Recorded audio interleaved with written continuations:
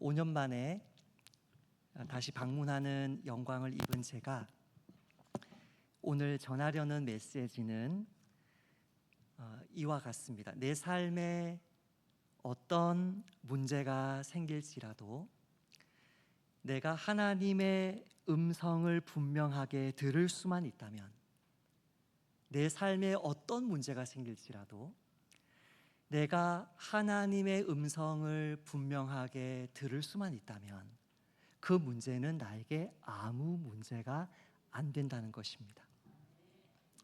이거를 다른 버전으로 이야기해 보겠습니다. 우리나라가 뒤집히고 심지어 이 세상이 지옥과 같이 변하는 말세가 찾아올지라도 하나님의 말씀을 선명하게 들을 수 있는 가정과 교회는 흔들리지 않습니다. 제가 설교 다 했으니까 이제 내려가도 되겠죠. 이것이 제가 오늘 본문에서 목사님께서 말씀에 도약하실 때, 그 말씀을 하실 때 제가 신약 성경의 한두 군데, 구약 성경의 한두 군데 마음에 품고 기도하다가 이 말씀을 전하는 뜻이구나 해서 택한 본문을 통해 제가 전하려고 하는 핵심 메시지입니다. 상황이 어려울 수 있습니다. 문제가 생길 수 있습니다. 이 세상은 악한 곳이고 마귀가 있고 인간도 연약하고 악하기 때문에 온갖 문제가 공동체적으로 개인적으로 생길 수 있습니다. 왜 안 생기겠습니까? 천국이 아닌데. 그런데 어떤 문제가 생길지라도 내가 하나님의 음성을, 하나님의 말씀을 선명하게 듣고 있다면 그런 교회, 그런 가정, 그런 성도님은 흔들리지 않을 줄 믿습니다. 너무나 분명한 사실이고 신구약 성경이 너무나 자주 이야기하는 말씀임에도 불구하고 수많은 성도들이 이 사실을 알지 못하기 때문에 마귀에게 미혹되고 속고 스스로를 어렵게 만듭니다. 자, 오늘 본문을 한번 들어가 보십시다. 도입 질문인데요, 하나님의 말씀을 이해하기 위해서 본문을 읽을 때마다 제가 질문해 보는 질문이 이것입니다. 엘리야는 왜, 도대체 엘리야는 왜 이 호렙산까지 올라와서 하나님을 만나려고 하는가? 아니 40주 40야가 걸렸대요. 브엘세바에서 호렙산까지. 그것도 제대로 먹지도 못하고 마시지도 못하고 죽음을 각오하고 광야길을 걷는 거거든요. 도대체 엘리야는 무엇이 문제였기에 그렇게 하나님 산 호렙으로 가서 하나님을 배우려고 한 것인가? 그것이 오늘 본문을 읽으면서, 오늘 설교를 들으면서 저와 여러분이 물어봐야 할 질문입니다. 왜 엘리야는 이렇게 심각했던 거지? 이 질문에 대한 저와 여러분의 어떤 답 중에 대표적으로 오해하는, 잘못 생각하는 답이 두 개가 있습니다. 첫 번째 오해는 아합과 이세벨의 핍박이 도저히 견딜 수 없는 수준에 이르렀기 때문에 누구를 만나러 갔다고요? 하나님을 만나러 갔다는 거죠. 이 정도면 내가 신앙생활 하겠고, 이 정도면 내가 선교사 사역도 잘 하겠고, 목회도 잘 하겠고, 선지자 노릇도 잘 하겠는데 너무 이 세상의 핍박이, 이 박해가 너무 심해서 이제는 더 이상 내 힘으로는 버틸 수 없어서 하나님과 단판을 짓기 위해 찾아갔다는 것이죠. 이것이 우리가 생각하는 첫 번째 오해입니다. 이 질문, 정말 핍박이 심해서 그랬을까? 사역이 정말 어려워서 그랬을까? 이 질문에 대한 답을 해보려면 이런 질문을 역으로 해보면 됩니다. 이 사건, 그러니까 하나님께 엘리야가 죽자 사자 걸어서 또 걸어서 하나님을 찾아간 이 사건 전에 바알 선지자와 아세라 선지자 850명과 대결했던 사건이 이 전에 있었습니까? 이 후에 있었습니까? 이 전에 있었거든요. 광주 동산교회 수준을 말해주는 건데요. 벌써 전에라고 하시잖아요. 예. 이 전에 있었다고요. 1대1로 싸운 게 아니었어요. 바알 선지자가 450명, 아세라 선지자가 400명, 1대 850으로 싸운 거였어요.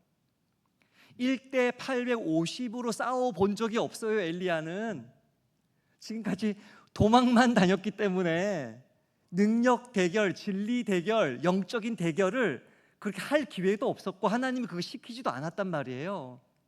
그런데 어느 날 이제는 하나님이, 아마도 성경이 정확하게 말하고 있지는 않지만 신구약 성경 전체적인 그 조직신학적인 접근을 할 때 분명히 당신의 종들의 피를 수없이 아합과 이세벨이 흘렸기 때문에 그 당신의 종들이 흘린 피에 대한 하나님의 공의로우신 판단이, 신원해 주심이 엘리야와 바알 선지자, 엘리야와 아세라 선지자들의 대결을 통해서 하나님의 공의가 이루어진 것이거든요. 근데 이것이 엘리야가 너무 답답해서, 너무 화가 나서, 너무 낙심해서 하나님을 만나러 갔던 그 사건 전에 있었단 말이에요. 그 사건에서 누가 이겼습니까? 엘리야의 하나님이 승리하셨습니다. 할렐루야. 엘리야가 그 사건에서 하나님 한 분만 믿고 나아갔는데 완벽한 승리를 거둡니다. 뿐만이 아니라 그 사건 이후에 3년 동안 계속 비가 오지 않았던 그 땅에 비가 폭우처럼 쏟아져요.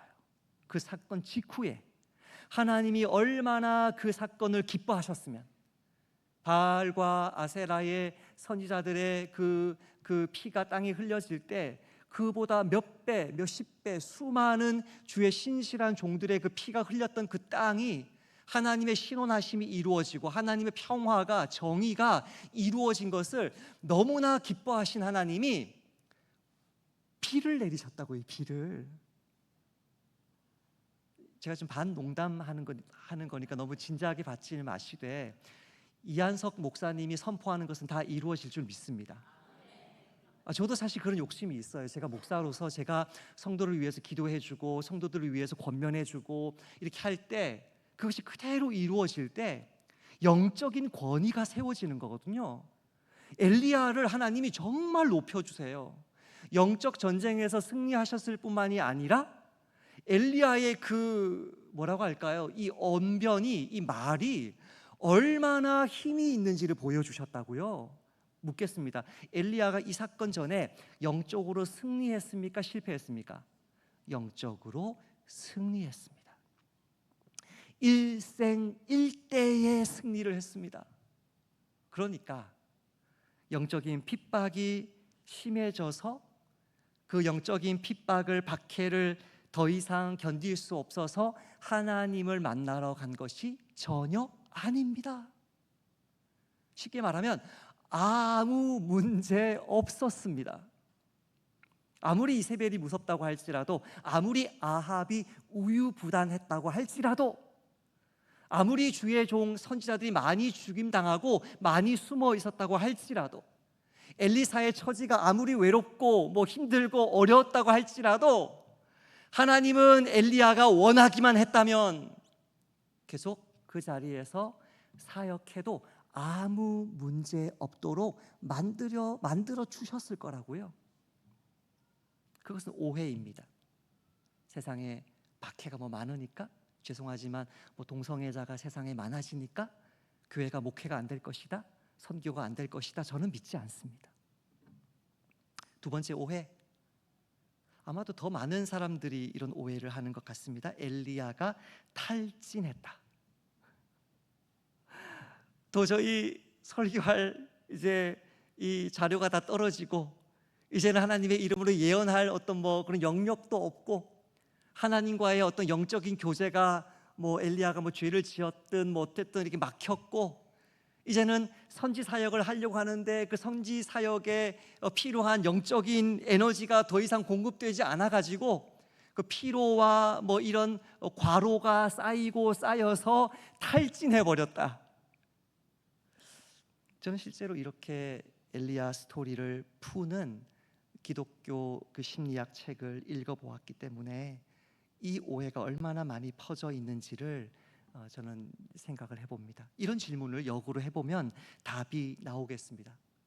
그래서 엘리야가 탈진해서 하나님을 만나러 갔다면 엘리야가 호렙산에서 하나님을 만나자 하나님이 이렇게 말씀하셨습니까? 아이고 엘리야야, 너 탈진했구나.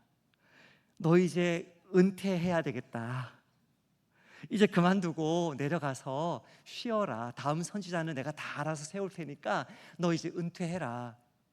목사님이 저의 나이를 언급하셨는데 제가 50밖에 안 됐습니다. 여러분의 아들뻘입니다.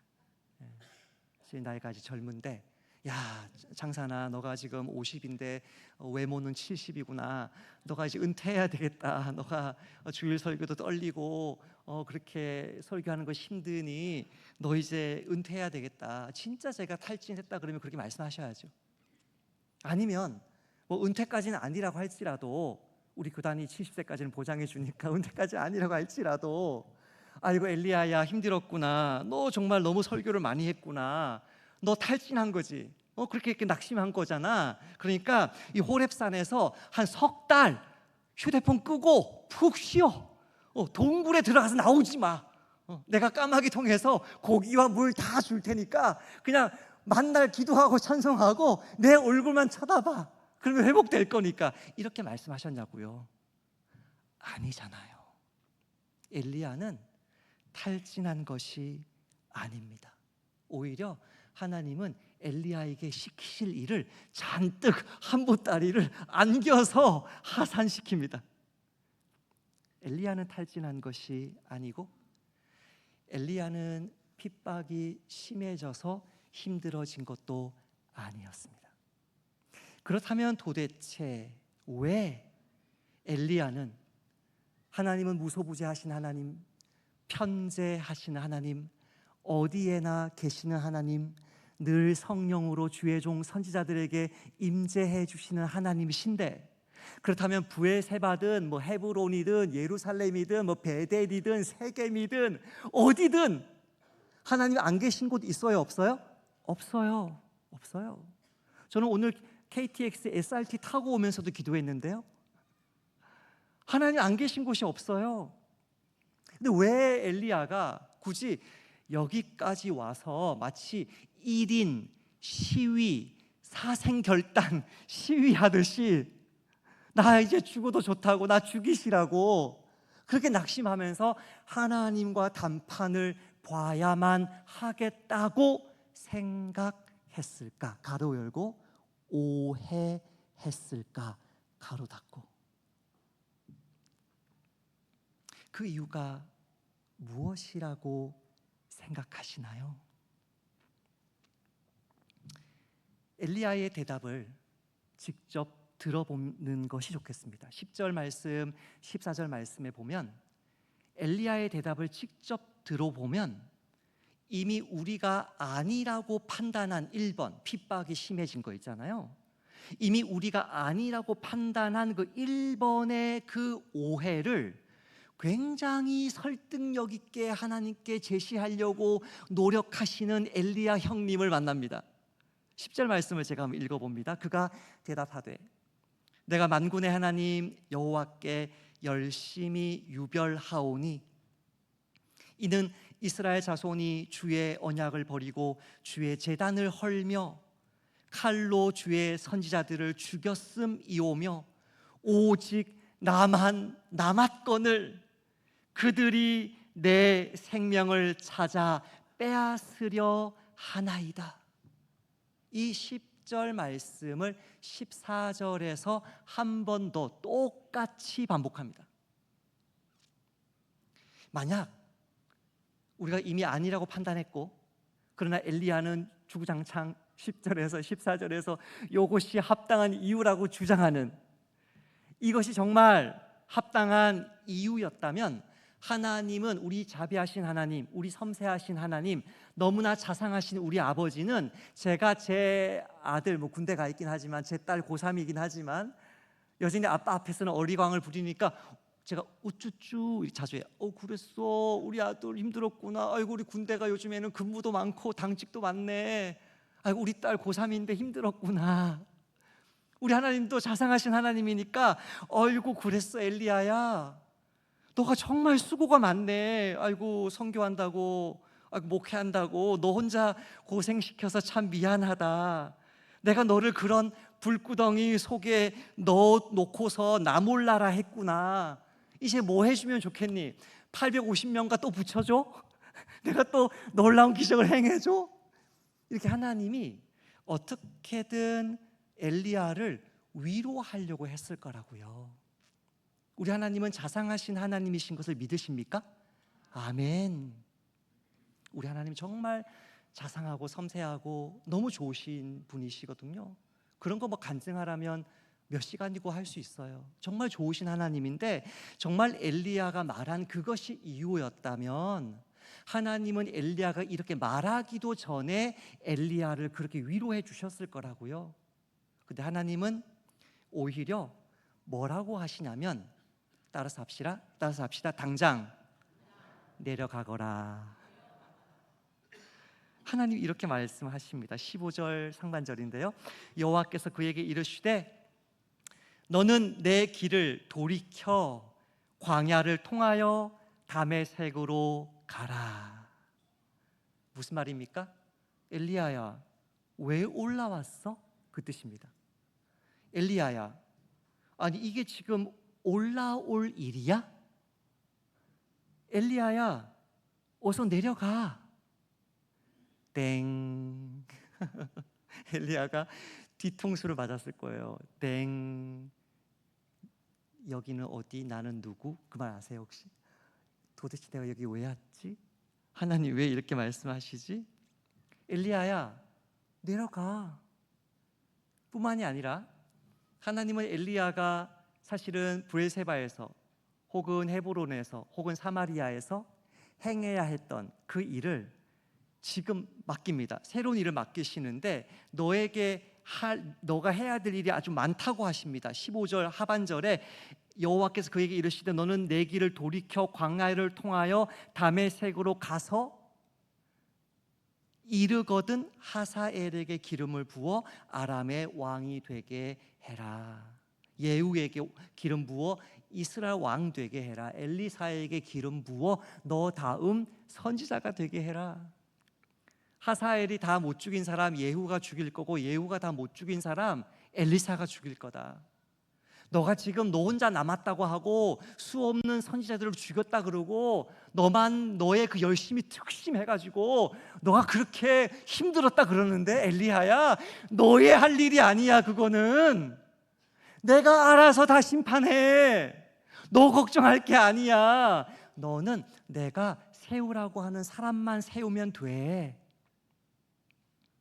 하나님은 엘리야의 그 모든 불평과 그 모든 두려움과 그 모든 하소연에 휘말려 들지 않으십니다. 할렐루야. 우리가 분노하고 짜증내고 불평하고 막 낙심하고 막 하나님께 토해낼 때 하나님은 그것에 휘말려 들지 않으시고요, 정말 우리의 문제가 무엇인지를 콕 집어주시는데 그게 하나님의 말씀을 통해서 오는 거거든요. 하나님은 너무나 자상한 분이신데, 목사님 왜 이렇게 당장 내려가라 그러십니까? 오해하지 맙시다. 하나님은 자상한 분입니다. 자상하신 분이기 때문에 엘리야가 죽지 않도록, 호렙산 찾아오다가 죽지 않도록, 제가 예멘에서 7년 사역했기 때문에 이 중동의 날씨가 얼마나 무서운지 아는데요, 제가 있는 이 제주도 한배 있었던 제주도 한배 반만한 이 소코트라라는 섬이 있는데, 예멘에 유향이 나는 곳입니다.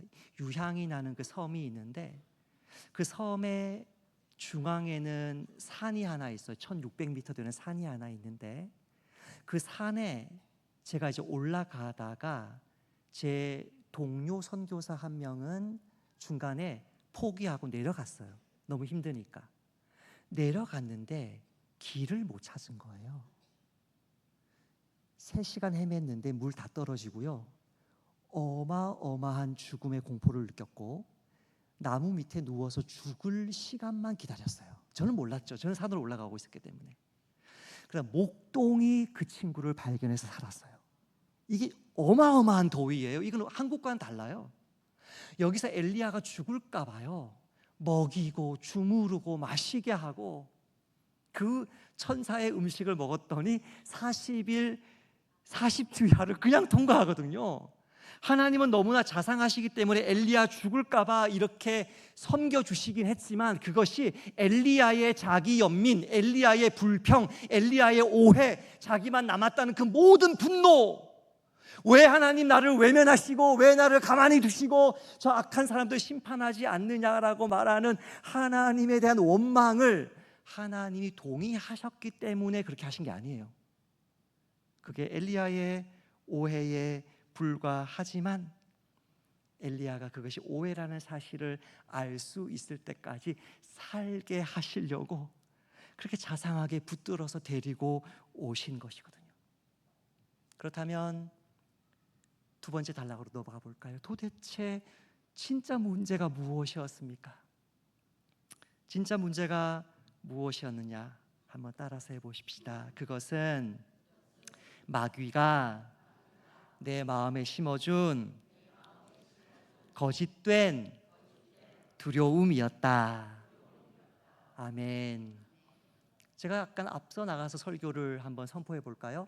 여러분 자녀 문제로 두려우신 분 여기 있을 거예요. 제 딸처럼 지금 대입을 앞두고 있는 사람도 있을 것이고 자녀를 어떻게 키워야 되는지 또 고민하시는 분도 있을 것이고 자녀 다 키워놔도 얘가 어떻게 결혼을 할 거며 어떻게 먹고 살 거며 온갖 자녀에 대한 두려움 있으시죠? 있죠? 여러분도 사람 맞죠? 저도 사람, 누님들 형님들 다 있으시잖아요. 제가 이렇게 선포할 때는 무조건 아멘 하세요. 그 모든 두려움은 마귀가 준 것입니다. 아멘. 그렇게 되지 않을 줄 믿습니다. 아멘. 하나님이 우리 자녀들을 완벽하게 지켜내실 것을 믿습니다. 아멘. 저는 제 아들 딸에게 공부 열심히 하라 해본 적이 없습니다. 저는 무슨 말만 했냐면 준서야, 예서야, 너희들은 무조건 잘 돼. 너희들은 무조건 잘 될 거야. 하나님이 아빠를 사랑하시는데 아빠, 아들, 딸이 너희들한테 하나님이 안 되게 하시겠니? 너희들은 무조건 잘 돼.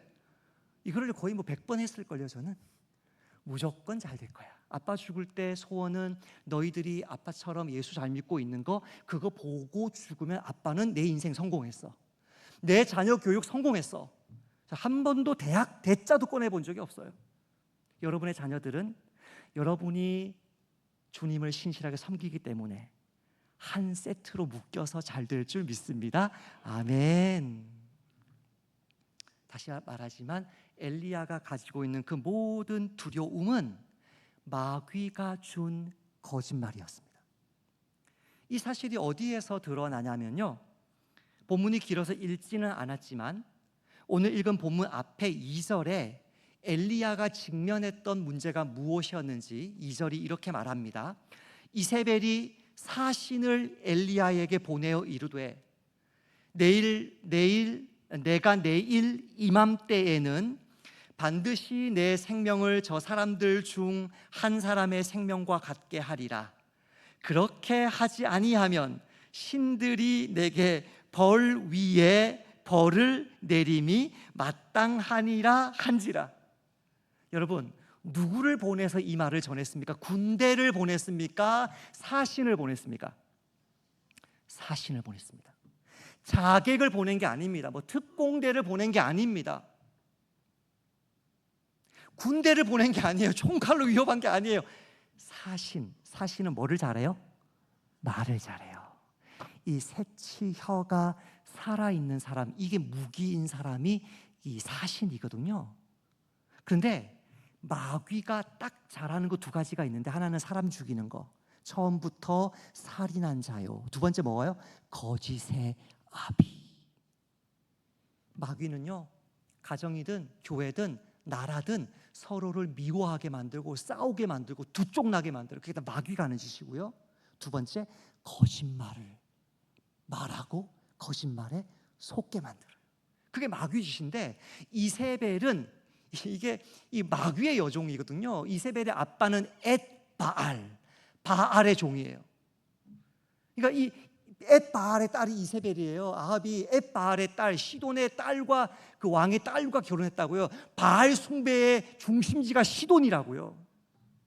이 마귀의 여종이라고 이세벨은. 이 마귀의 여종인 이세벨이 자기의 영적인 아비인 마귀를 따라서 제일 잘하는 게 있었는데 거짓, 위협과 살인 두 가지를 잘했어요. 마귀와 똑같아요. 주의 종 선지자들을 무수히 죽였고요. 그리고 살아있는 선지자들을 말로 위협했다고요. 사신을 보냈어요. 군대가 아니었어요. 말로 거짓말한 거였어요. 그것도 오늘 죽이겠다, 내일 죽이겠다? 내일. 오늘도 아니에요. 내일 내가 너를 안 죽이면 내 신이 내 위에 벌의 벌을, 바알과 아세라가 나를 죽여도 좋다. 자, 묻겠습니다. 이 이세벨이 이 말 했던 그 내일 엘리야 죽였어요? 못 죽였어요?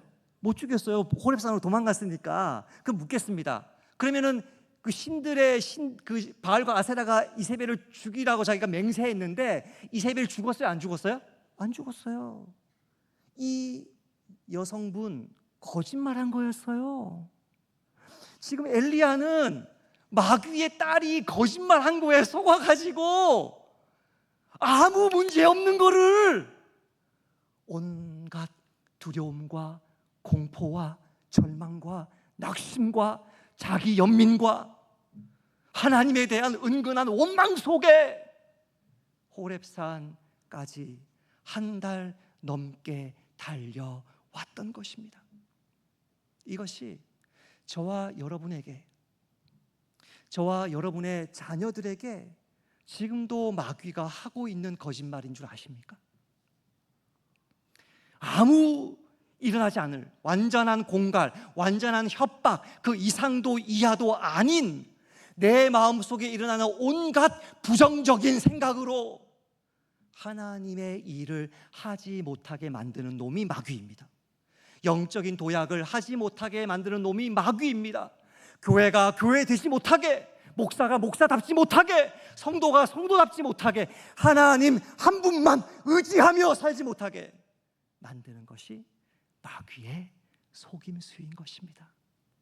그것에 지금까지 너무나 신실하게 충성해왔고 순종해왔고 그 누구도 무서워하지 않았던 엘리야 형님이 이 마귀의 예상하지 못한 기습 한 방에 어마어마한 영적 승리를 거두고 잠깐 방심한 틈에 갑자기 쑥 들어오는 그 생각에 걸음아 나 살려라 하고 도망쳤던 것입니다. 저와 여러분, 지금도 바로 이것이 마귀가 저와 여러분에게 하고 있는 짓입니다. 우리의 직장 생활 속에 문제가 왜 없겠어요? 아니, 문제가 없는 직장이 있나요? 크고 작은 영적인 씨름이 없는 교회가 있나요? 저도 결혼 생활 22년, 이제 3년 차 들어갔는데 결혼 생활이 뭐 크고 작은 긴장 뭐 당연히 있죠. 자녀 양육, 뭐 자녀의 취업, 자녀가 앞으로 결혼할 거, 내 건강, 목회, 선교, 얼마나 이게 영적 전쟁인데 아무 일 없으면 그게 이상한 거죠. 이거를 제대로 하기만 하면 마귀의 집은 무너질 줄 믿습니다. 아멘. 그러니까 마귀는 어떻게든 이걸 못하게 만들어야 되는 거예요. 끊임없이 거짓말을 만들어요. 끊임없이. 제가 선교지 갈 때도 예멘에 있는 뭐 박준범, 이대영, 제가 아는 우리 선배 선교사님들 하시는 말씀이 한 달에 300만 원, 350만 원 기본 생활비가 있어야 된다고 하는데 저는 김제 신광교회에서 한 달에 100만 원 받고 개인 후원자 2-3명에서 한 120만 원밖에 없는데 예멘에 들어갔어요. 그때 마귀가 제 속에 속삭인 말이 있어요. 제 지인을 통해, 아니 이렇게 돈이 없는데 어떻게 예멘에 선교사를 하려고 그래요? 그래서 제가 그랬어요. 아니, 한 달 전에도 예멘 시밤에서 한국인 관광객이, 제가 입국하기 한 달 전이에요. 한 달 전에도 예멘 시밤에서 한국인 관광객 4명이 폭탄 조끼 테러로 죽었고 지금도 계속 납치가 일어나고 있는 그 예멘 땅에서 제가 그냥 그게 무서워서 돌아오면 이 창피해서 한국 교회에 어떻게 고개를 들고 다니겠습니까? 하나님이 돈 안 주셨다고 말하고 나오면 되니까 저에게 명분이 있는 거 아니겠습니까? 아, 괜찮아요. 120만 원. 그리고 저 들어간 거거든요. 제가 돈이 부족했을까요? 안 부족했을까요? 하나도 안 부족했어요. 하나도. 개척할 때도 마찬가지예요. 일어나지 않은 일, 도저히 앞으로 닥치지도 않을 일, 온갖 것들을 통해서 제 속에 두려움들 막 심어주는데요, 저 끄떡없이 그대로 갑니다. 그대로. 최근에 있었던 일은 저희 교회 다 모아봤자 주내원 다 합쳐도 40명, 50명, 우리 동산교회 10분의 1밖에 안 되는 교회지만 어쨌든 성도들은 귀하잖아요. 청년 2명이 결혼했어요. 청년 2명이 결혼할 때 저는 어떤 청년도 야, 남편을 우리 교회 데려와라, 아내를 우리 교회 데려와라 한 적이 없어요. 우리 교회가 개척하고 3커플, 4커플, 3커플이 결혼했는데 단 한 번도 그렇게 이야기한 적 없어요. 오히려 남편 교회, 아내 교회가 우리 교회보다 시설도 좋을 거고 다 좋을 거다. 남서울 교회부터 해가지고 다 죽전에 그 무슨 교회죠? 그 새에덴 교회, 소강성 목사님 다 큰 교회들이 배우자니까 제가 어떻게 이 개척교회 오라고 그래요? 그러니까 야, 그 다 좋은 교회니까 그걸로 가도 되니까 나한테 미안해할 필요가 없다. 너희들이 떠나면 또 새로운 사람이 올 거고 교회 인원과 재정은 다 채워지게 돼 있는 거니까 아무 부담 없이 가라. 전 지금까지 그렇게 말해왔거든요. 아니, 놀라운 기적 아니에요? 3커플 다 저희 교회 다녀요. 아니, 그 좋은 교회들을 놔두고 왜 왔는지 모르겠어요. 저는 한 번도 그 걱정을 해본 적이 없어요. 하나님은 제 인생을 책임져 줄 줄 믿습니다. 하나님은 동산교회 모든 성도들의 인생을 책임져 줄 줄 믿습니다. 아멘. 이게 우리 하나님인데 마귀는 일어나지 않을 일들을 일어날 것처럼 온갖 두려움을 심어줘서 우리를 얼어붙게 만들어서 하나님께 헌신하는 것을 더 이상 헌신하지 못하도록, 우리의 자리를 떠나도록, 우리의 헌신을 포기하도록 만드는 거예요. 그래서 결국 가정이 무너지고 교회가 무너지고 하나님 나라가 약해지도록 만드는 거예요. 제가 예언 하나 할까요?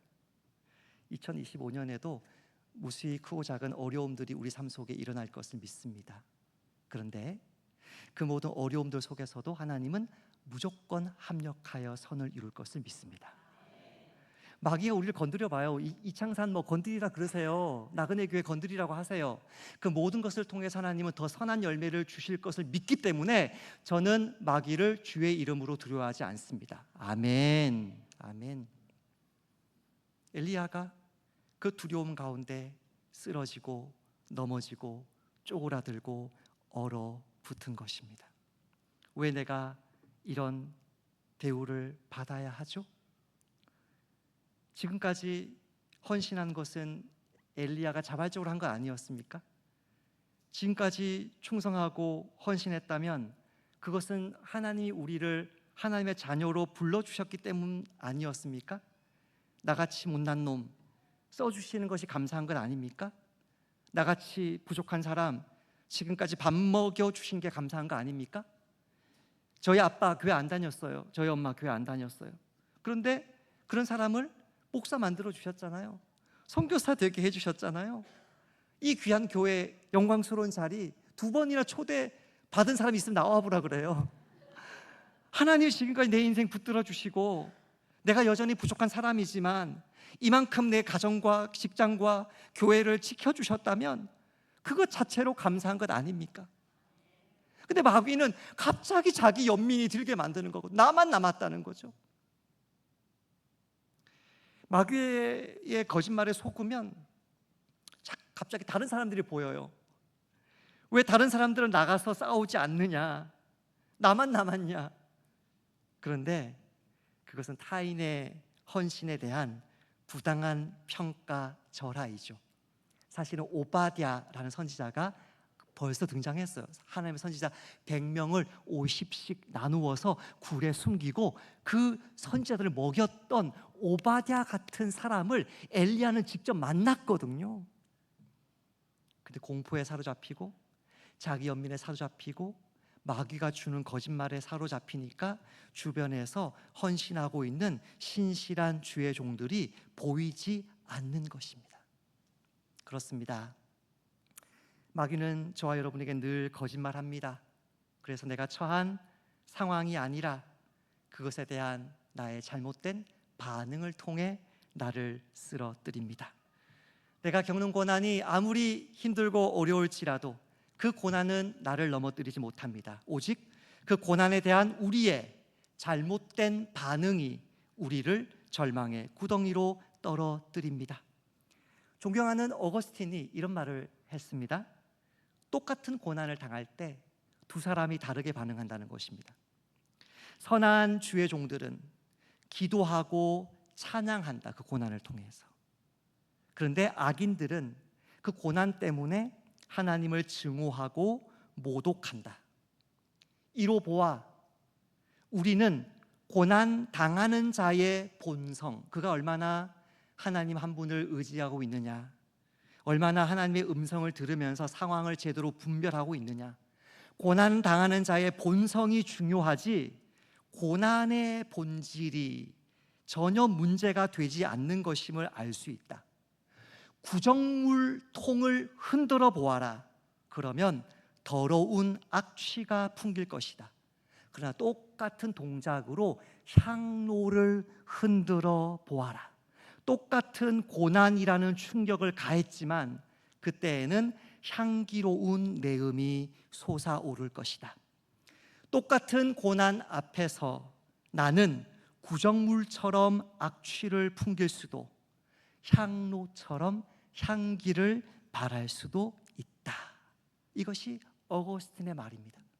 2025년 우리 삶 속에 어떤 고난이 찾아올지라도 내 안에 계신 예수님만 더 드러내는 결과를 맺기를 축복합니다.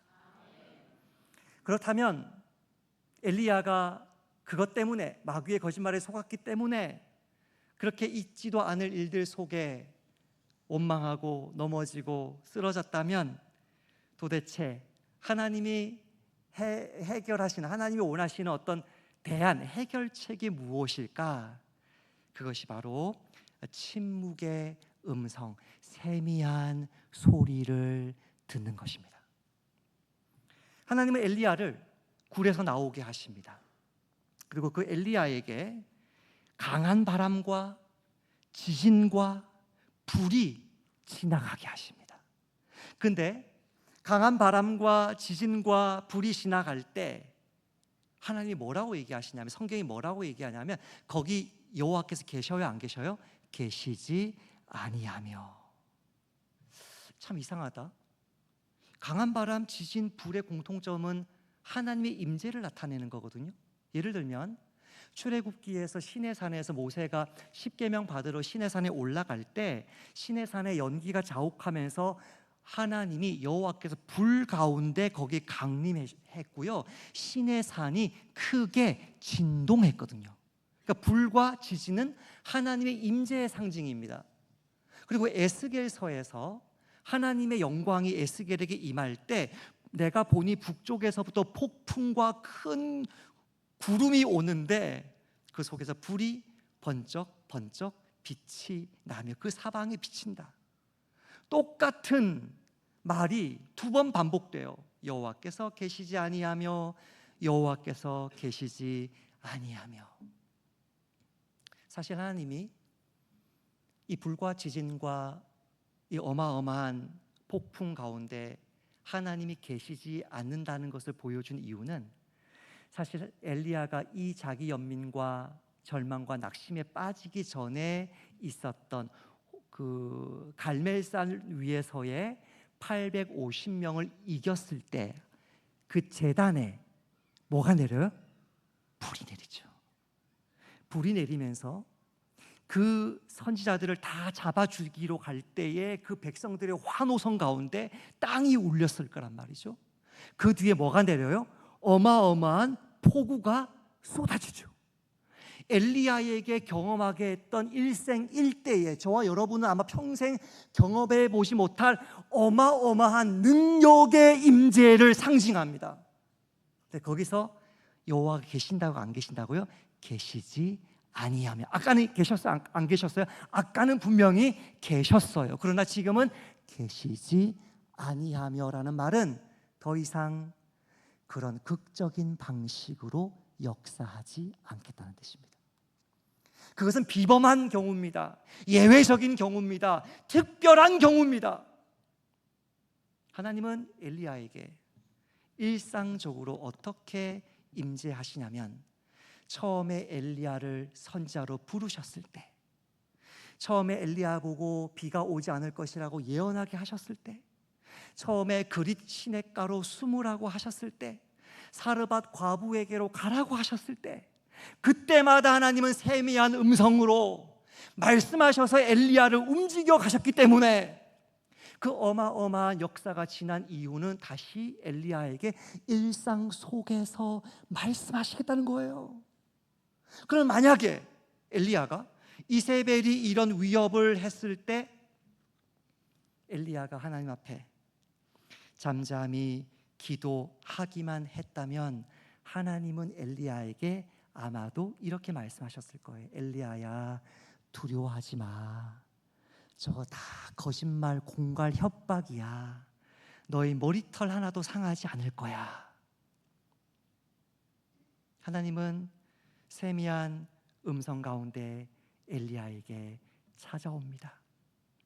그 세미한 음성의 내용이 무엇이었습니까? 15절부터 18절에 나오는 이 하나님의 엘리야를 향한 새로운 사명인데, 그것을 한마디로 말하면 엘리야야, 두려워할 것 없고 그냥 사람만 세우면 돼. 아니 목사님, 아니 시리아까지 가야 됐었잖아요. 여기서 성경 퀴즈가 나오는데, 엘리야는요 하사엘 만나지 않아요. 엘리야는 예후도 만나지 않아요. 하사엘과 예후에게 기름 붓는 사람은 엘리사예요. 그것도 엘리사가 보낸 제자 선지자예요. 그러니까 사실 누구만 기름 부으면 돼요? 엘리사만 기름 부으면 돼요. 그래서 오늘 본문 끝나면 19절에 바로 누가 등장해요? 엘리사가 등장하는 거예요. 그러니까 하나님은 한마디 하는 거예요. 이 세 명에게 기름 부으면 되는데 가로 열고 엘리사만 기름 부으면 돼. 나머지는 다 내가 알아서 할게.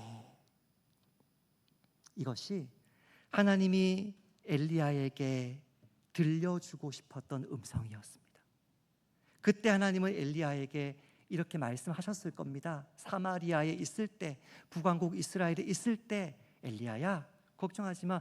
너는 사람만 세워. 그리고 너는 뭐 혼자 남았다 그러는데, 야 내가 지금 숨겨놓은 내 종들만 해도 7,000명이다. 7,000명. 아무 걱정하지 마라. 너는 너의 비즈니스만 해. 나는 나의 비즈니스를 할게. 너의 가족 내가 책임진다. 너의 교회 내가 책임진다. 너는 매일매일 내 말에 귀 기울이고 너가 목사로서 해야 될 순종만 하면 하나님은 동산교회 책임질 줄 믿습니다. 하나님은 나그네 교회 책임져 줄 것을 믿습니다. 하나님은 한국교회 모든 주의 종들을 책임져 줄 것을 믿습니다. 아멘.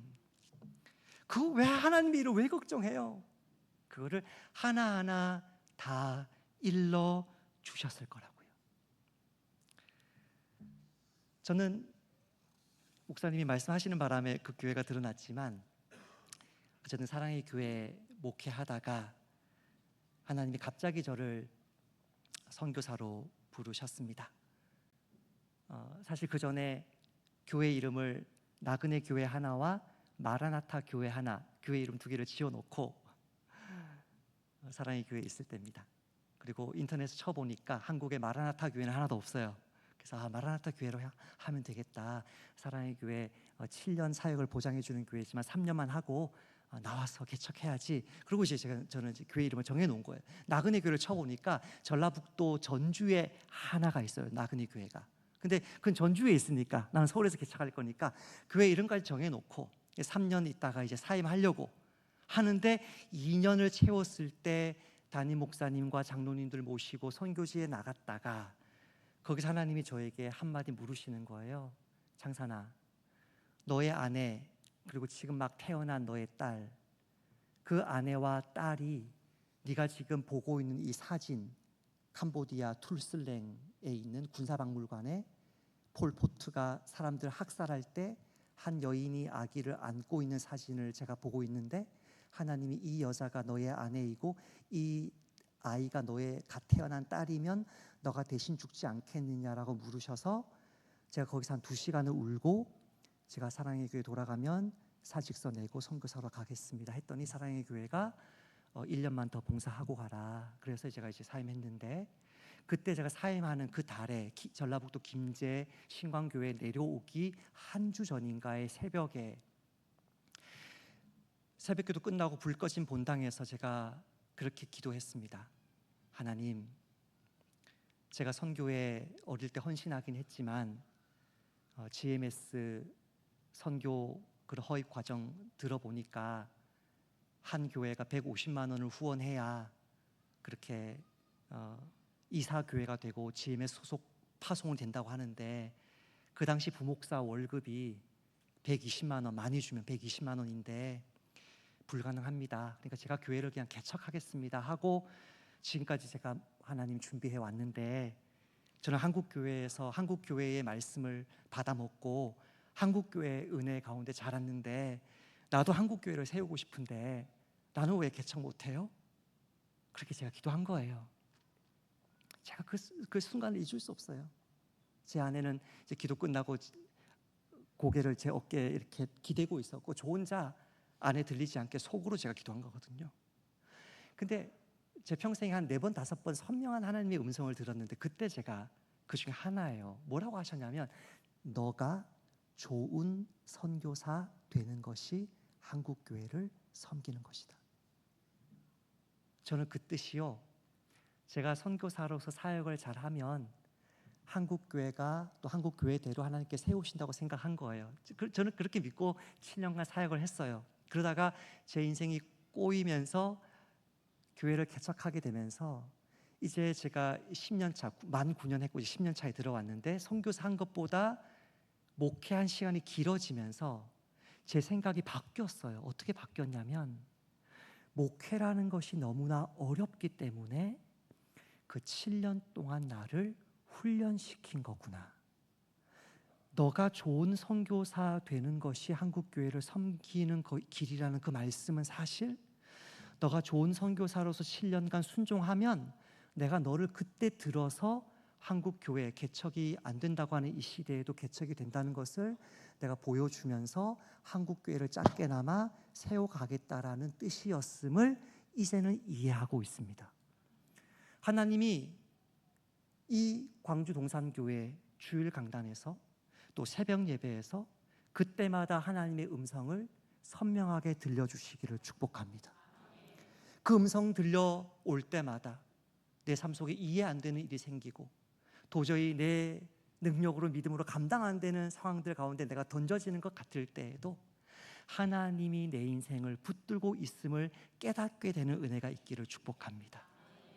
그래서 어떤 고난, 어떤 마귀의 위협, 어떤 마귀의 거짓말에도 흔들림 없이 매 주일마다 주의 종을 통해서 주시는 그 말씀에 귀 기울이고 매일 새벽마다 들려주시는 그 고요한 음성을 듣고 또 들음으로 거짓말쟁이 원수 사탄의 모든 위협, 모든 비난, 정죄를 능히 이겨내시는 광주 동산교회 되시기를 우리 주님의 이름으로 축복합니다.